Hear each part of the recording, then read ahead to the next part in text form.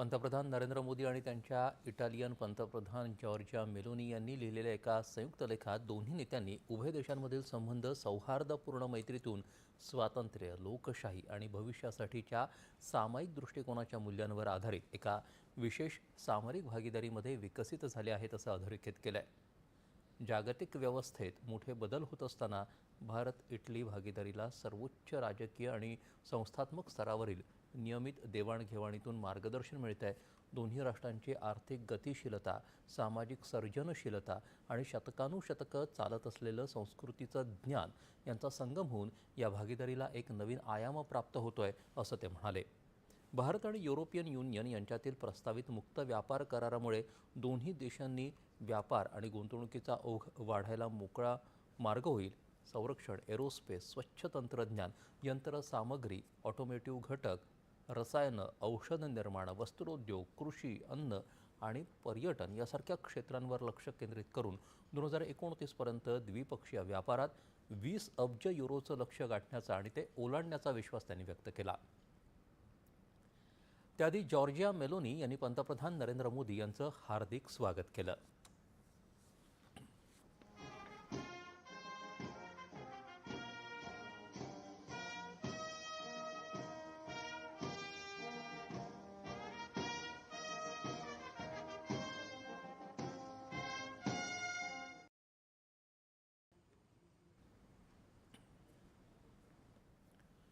दक्षिण कोरियाच्या दौऱ्यावर असलेले संरक्षण मंत्री राजनाथ सिंह यांनी आज दक्षिण कोरियाची राजधानी सेऊल इथं दक्षिण कोरियाचे संरक्षण मंत्री आहन ग्युबॅक यांची भेट घेतली। या बैठकीत प्रादेशिक शांतता, स्थैर्य आणि तांत्रिक सहकार्यासाठी सामरिक वचनबद्धतेसह भारत दक्षिण कोरिया संरक्षण संबंध, संरक्षण उद्योग आणि सामरिक सहकार्य अधिक दृढ करण्याच्या मार्गांवर चर्चा झाली। यावेळी दोन्ही देशांनी सायबर संरक्षण, शिक्षण क्षेत्रातील देवाणघेवाण आणि संयुक्त राष्ट्रांच्या शांतता मोहिमांमध्ये सहकार्य वाढवण्याबाबत महत्त्वपूर्ण करारांची देवाणघेवाण केली। या भेटीमुळे भारत आणि दक्षिण कोरिया यांच्यातील विशेष धोरणात्मक सहकार्य अधिक मजबूत होईल असा विश्वास राजनाथ सिंह यांनी व्यक्त केला। तत्पूर्वी राजनाथ सिंह यांनी या दौऱ्याच्या सुरुवातीला सेऊल इथल्या राष्ट्रीय स्मारकाला भेट दिली। देशासाठी सर्वोच्च बलिदान दिलेल्या जवानांना त्यांनी आदरांजली वाहिली। त्यांचं शौर्य आणि देशभक्ती सदैव प्रेरणादायी ठरेल असं ते यावेळी म्हणाले।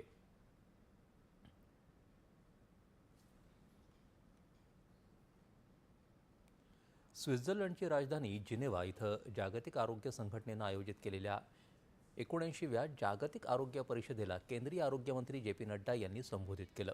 यावेळी त्यांनी भारताची सार्वत्रिक आरोग्य सेवा, डिजिटल आरोग्य नवोपक्रम आणि जागतिक आरोग्य सहकार्याबाबतची बांधिलकी पुन्हा स्पष्ट केली। जागतिक आरोग्याला नवी दिशा, एक सामायिक जबाबदारी या संकल्पनेवर आधारित ही परिषद आहे। नड्डा यांनी संपूर्ण शासकीय आणि संपूर्ण समाज दृष्टिकोनावर आधारित सार्वत्रिक आरोग्य संरक्षणाच्या दिशेनं भारतानं केलेल्या प्रगतीवर यावेळी प्रकाश टाकला। भारतानं देशभरात 1,85,000हून अधिक आयुष्यमान आरोग्य मंदिर केंद्र कार्यान्वित केली आहेत। त्याद्वारे समुदाय स्तरावर सर्वसमावेशक प्राथमिक आरोग्य सेवा पुरवल्या जात आहेत। आयुष्यमान भारत डिजिटल मिशन 880 दशलक्षाहून अधिक अद्वितीय डिजिटल आरोग्य ओळख निर्माण करून दीर्घकालीन आरोग्य नोंदी आणि उपचाराची विना अडथळा साखळी सुलभ करून भारताची राष्ट्रीय डिजिटल आरोग्य व्यवस्था बळकट करत आहे असं ते म्हणाले। या परिषदेच्या पार्श्वभूमीवर नड्डा यांनी भूतानचे आरोग्यमंत्री ल्योन्पा तांदिल वांगचुक यांची भेट घेतली आणि भारताच्या शेजारी प्रथम धोरणाचा पुनरुच्चार केला। दोन्ही देशांमधील मजबूत आणि बहुआयामी भागीदारीवर नेत्यांनी प्रकाश टाकला। भारतानं टेलिमेडिसिनसह डिजिटल आरोग्यामधील सर्वोत्तम पद्धती सामायिक करण्याची इच्छा व्यक्त केली आहे अशी माहिती आरोग्य मंत्रालयानं दिली आहे।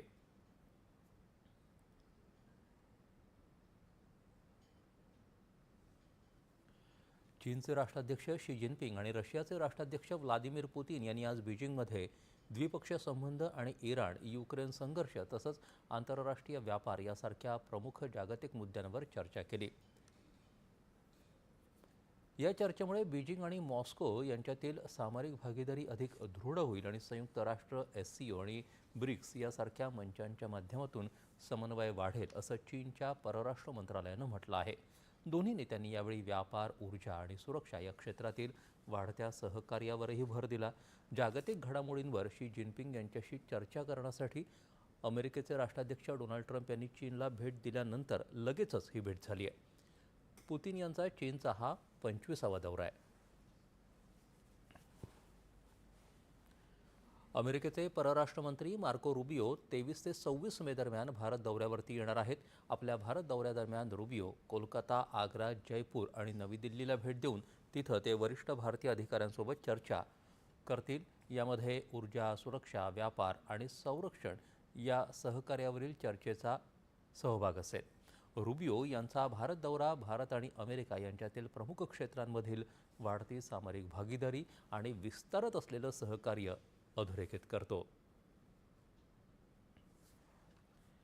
DRDOकडून काल मानवविरहित हवाई वाहनाद्वारे प्रक्षेपित होणाऱ्या अचूक मार्गदर्शित क्षेपणास्त्र V3ची यशस्वी चाचणी करण्यात आली.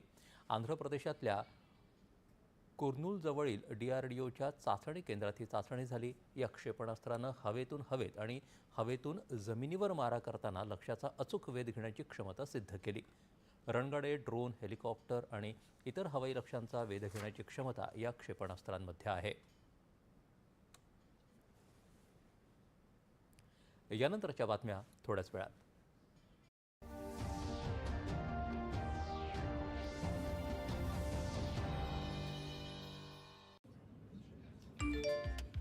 Work from home, high salary, बस एका क्लिक मध्ये. अरे वा.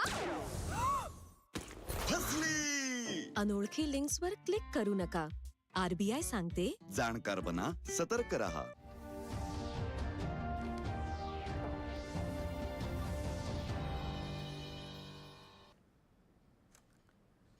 कृत्रिम बुद्धिमत्ता, डेटा सेंटर, सेमीकंडक्टर, हरित हायड्रोजन, इलेक्ट्रिक वाहन आणि प्रगत उत्पादन क्षेत्रामुळे आगामी काळात स्थिर आणि अखंड विजेची मागणी मोठ्या प्रमाणात वाढते. केवळ सौर आणि पवन ऊर्जेवर दीर्घकालीन औद्योगिक विकास शक्य नाही. अणुऊर्जा ही भविष्यातली औद्योगिक अर्थव्यवस्थेसाठी महत्त्वाची ठरणार आहे. महाराष्ट्र अणुऊर्जा क्षेत्रातील परिवर्तनाचं नेतृत्व करायला तयार आहे. अमेरिकन कंपन्यांनी महाराष्ट्रात गुंतवणूक करावी असं आवाहन मुख्यमंत्री देवेंद्र फडणवीस यांनी केलं. US nuclear executive mission in India अंतर्गत आयोजित न्यूक्लिअर एनर्जी इन्स्टिट्यूट आणि US इंडिया स्ट्रॅटेजिक पार्टनरशिप फोरमच्या बैठकीत मुख्यमंत्री आज बोलत होते. महाराष्ट्र सौर आणि पवन ऊर्जेत मोठ्या प्रमाणात गुंतवणूक करत असला तरी कार्बन मुक्त आणि औद्योगिक स्तरावरील बेसलोड ऊर्जा पुरवठ्यासाठी अणुऊर्जा अत्यावश्यक ठरणार आहे असं ते म्हणाले. भारत अमेरिका नागरी अणुऊर्जा सहकार्याबाबत गेल्या काही वर्षात अनेक सकारात्मक बदल झाले असून खाजगी क्षेत्रात सहभाग, शांती आराखड्याअंतर्गत सुधारणा, तंत्रज्ञान हस्तांतरण आणि औद्योगिक सहकार्यामुळे नव्या संधी निर्माण झाल्या आहेत. भारत हा आगामी अनेक दशकात वेगानं वाढणारी वीज मागणी असलेला देश ठरणार असून महाराष्ट्र हा त्यातला सर्वात मोठा औद्योगिक घटक ठरणार आहे असं मुख्यमंत्री म्हणाले. मुख्यमंत्री देवेंद्र फडणवीस यांनी आज मुंबईत विविध मुद्द्यांवर पत्रकारांशी संवाद साधला. महाराष्ट्राला जितक्या प्रमाणात पेट्रोल आणि डिझेलची गरज आहे तितक्या प्रमाणात ते उपलब्ध आहे असं मुख्यमंत्री देवेंद्र फडणवीस यांनी म्हटलं आहे. ते आज मुंबईत पत्रकारांशी बोलत होते. नागरिकांनी अफवांवरती विश्वास ठेवू नये. गरजेपेक्षा जास्त इंधन भरण्याचा प्रयत्न केल्यानं पुरवठा साखळी विस्कळीत होऊ शकते असं ते म्हणाले.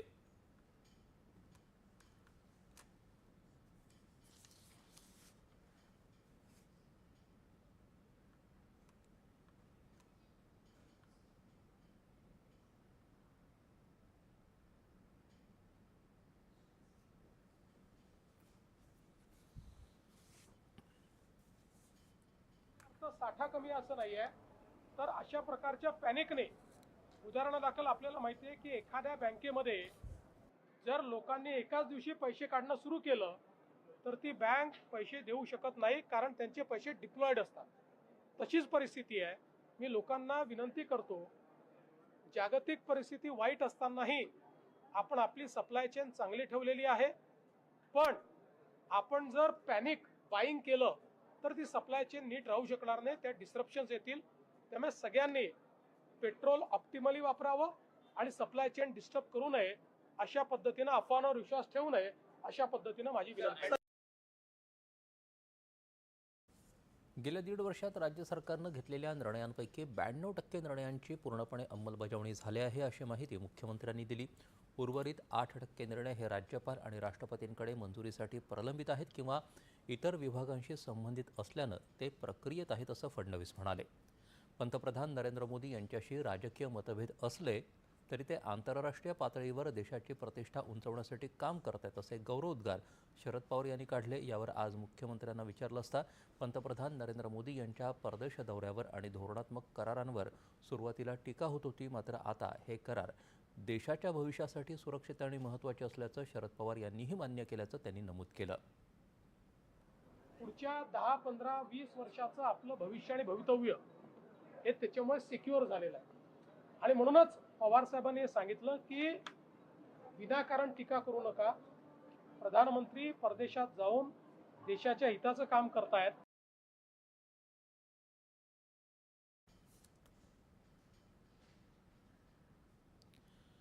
2030 पर्यंत भारताची डिजिटल अर्थव्यवस्था देशाच्या सकल देशांतर्गत उत्पादनात सुमारे 20% योगदान देईल, अशी अपेक्षा आहे, असं राष्ट्रीय महत्त्वपूर्ण माहिती पायाभूत सुविधा संरक्षण केंद्राचे महासंचालक नवीन कुमार सिंग यांनी सांगितलं. नवी दिल्लीत आयोजित फिक्कीच्या सायबरकॉम या कार्यक्रमाच्या उद्घाटन सत्रात ते आज बोलत होते. डिजिटल व्यवहारांच्या बाबतीत भारत जगातील एक अग्रगण्य देश म्हणून उदयाला आला असून भारतानं एक सर्वसमावेशक